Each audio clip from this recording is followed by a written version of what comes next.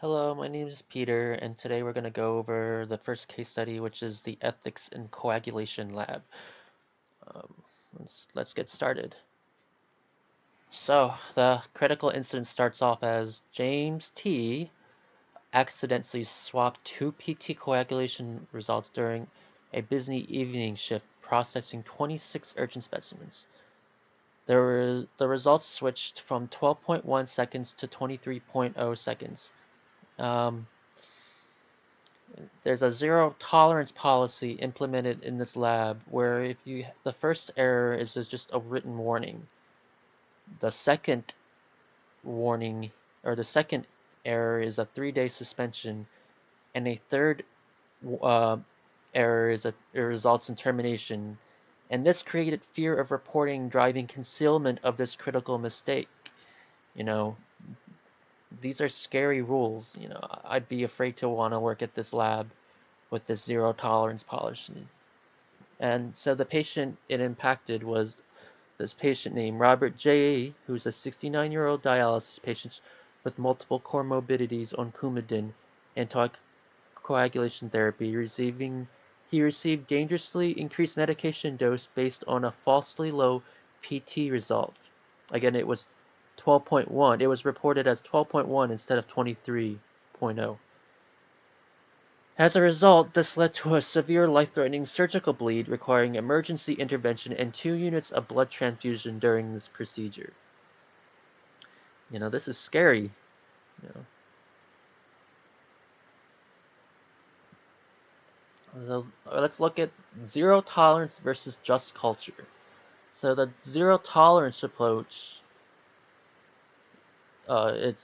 this punitive approach creates fear-based environments where errors are hidden rather than reported, ultimately increasing patient risk through concealment of critical safety information.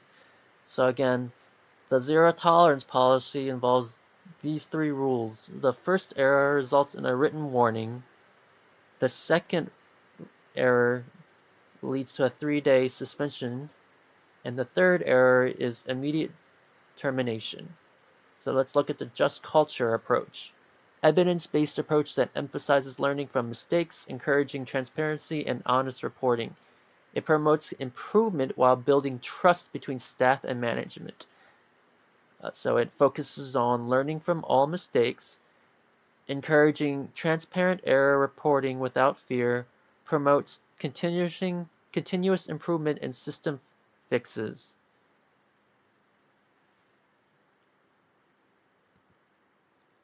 So let's look at the key ethical points. I found 5. Okay, so the first one is the non-malfeasance principle violation, the do no harm. The concealment of laboratory errors directly violated the fundamental medical principle of do no harm by endangering patient safety. The second is the fear-based policy increased patient risks paradoxically. Punitive policies actually increase patient harm by driving error concealment rather than promoting transparent reporting. 3. Professional integrity requires transparent error reporting. Healthcare professionals must maintain honesty and ethical behavior even under pressure, upholding the trust society places in them. Number 4, system failures, not individual drive errors. Most laboratory errors stem from systemic issues requiring process improvement rather than individual punishment and blame-focused responses. Number 5, trust culture builds excellence through shared accountability. This means just culture environments foster accountability through trust, learning, and shared responsibility rather than fear-based individual punishment systems that damage morale. So I found a statistics online. Did you know 50 to 70% of laboratory staff, report errors? So this study shows punitive environment to reduce voluntary error reporting by this percentage, creating Dangerous blind spots. Wow.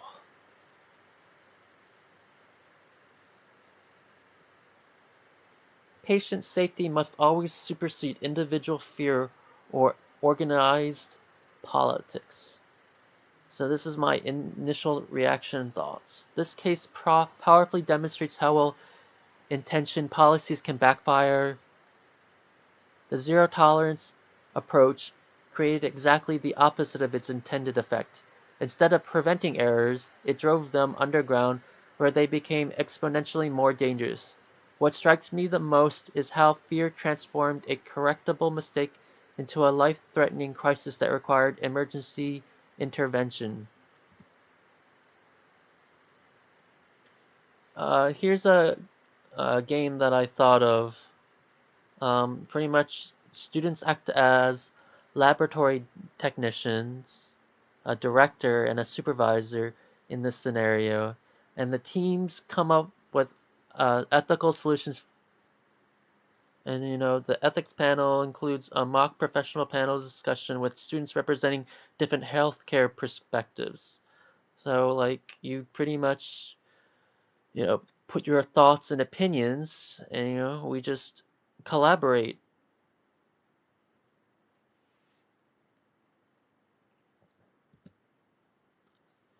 So here's some discussion questions that I want you guys to think about. So this one is the first question is, what would you do if a colleague asked you to stay silent about their error? The second question is, when does human error cross the line into professional misconduct or negligence? And finally, the third error, how can healthcare leaders promote honest reporting while maintaining accountability standards? So I'll let you guys think about it. And I want to offer my opinions or my how I answered these questions, so you guys can compare my answers to your answers. So the first question was how I responded was to the first question was I would encourage immediate self-reporting while offering support. Patient safety must come first. I explained that hiding errors multiplies risk and violates our professional duty. If they refuse, I'd escalate to ensure patient protection while maintaining compassion for my colleagues' fear. Error versus misconduct. Professional standards. Human error becomes misconduct when there intentional deception, reckless disregard for protocols, or repeated violations despite training, intent, competence, and adherence to standards distinguish honest mistakes from negligence requiring disciplinary action. So the third one, yeah, that was the second one. This is the third one. Leadership culture. So I said psychological safety creates environments where staff feel safe reporting errors without fear of punishment or retribution. Uh, Clear distinctions, establish transparent criteria differentiating between human error, at-risk behavior, and reckless conduct. Number three, learning focus. Implement root cause analysis and system improvements rather than individual blame and punishment approaches.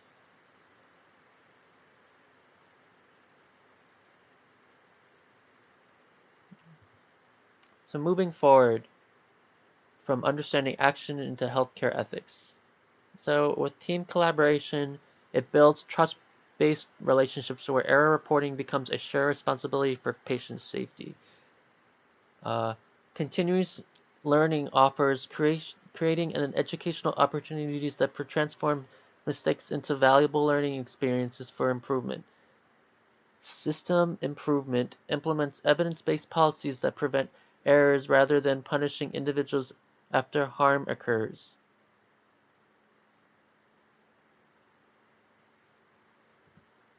And that's it, guys. Thank you for attending. I hope you enjoyed it.